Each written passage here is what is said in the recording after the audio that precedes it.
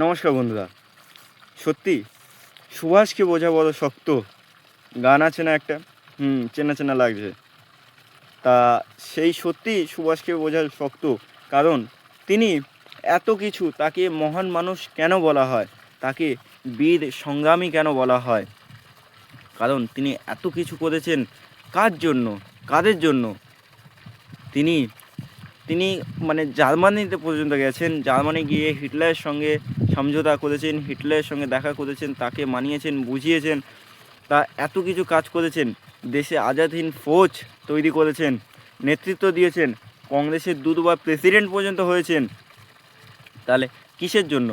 উজ্জ্বল ভবিষ্যৎ ছেড়ে তার কিসের জন্য এত কিছু করেছেন? এই দেশের প্রতি প্রেম ভালোবাসা করে, প্রেমকে ভালো মানে দেশকে ভালোবেসে, দেশের সঙ্গে প্রেম করে, ঠিক আছে। তা আজ আমাদের যুব সমাজ যেটা আছে, যুব সমাজরা কী করছে? রিলসের পেছনে ছুটছে, সোশ্যাল মিডিয়ার পেছনে ছুটছে, বইয়ের পেছনে ছুটছে না, দেশের কথা ভাবছে না। তাহলে আর কবে ভাববে? কবে দেশের মানুষরা জেগে উঠবে? কবে নতুন যুব শক্তিরা উঠবে? তা আমরা কেউ জানি না। তিনি এত কিছু করেছেন, সেটা আজ আমাদের যুব শক্তিকে দেখলে সেটিকে বৃথা বলে মনে হয়। আজ তার জন্মবার্ষিকীকে তারই স্মরণেতে এই কথাগুলো বললাম। যদি কারো খারাপ লাগে তাহলে কিছু করার নেই, ঠিক আছে।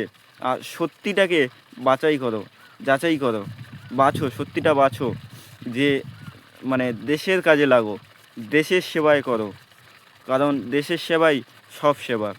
ভারতে ভারতে কত কিছু আছে, আমরা তখন মানে খারাপ আছে কি ভালো আছে সেটা একমাত্র বিদেশে গেলেই আমরা জানি।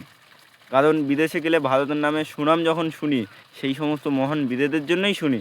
নেতাজি সুভাষচন্দ্র বোস, সত্যজিৎ রায়, স্বামী বিবেকানন্দ, রবীন্দ্রনাথ ঠাকুর, আরও আরও অনেকজন আছে। তাহলে এনাদের জন্য শুনছি, তাহলে আগামী প্রজন্ম যা করছে তাদের জন্যও কিন্তু মানে বিদেশে গেলে শুনতে হবে যে এখন এরা এই করছে, এখন ওরা ওই করছে, এখন এরা দাঙ্গা করছে, আর এখন এরা মারপিট করছে। এই সমস্ত শুনতে হবে, রিলসের পেছনে সময় কাটাচ্ছে, ঠিক আছে। এরকম যেন না শুনতে হয়। আগামী প্রজন্ম এই মানে যুবকদের কাছেই আছে। নতুন প্রজন্ম, তারাই একটা নতুন ভালো মানে দেশ গড়তে সক্ষম।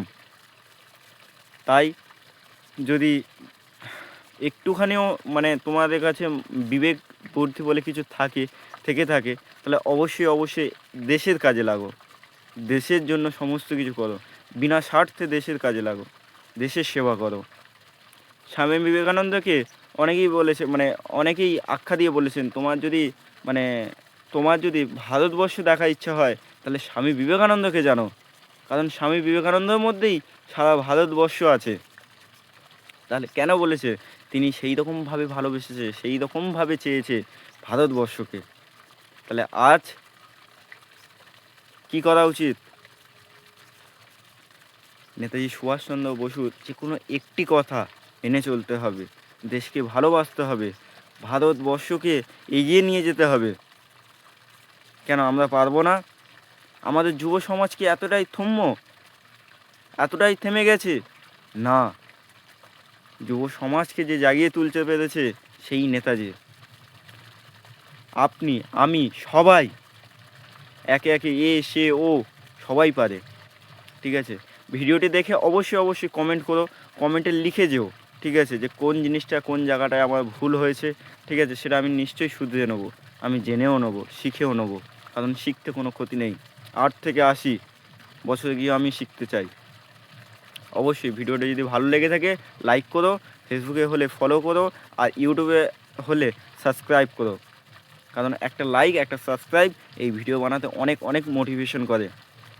আর এই ভিডিওটা only for one, the India.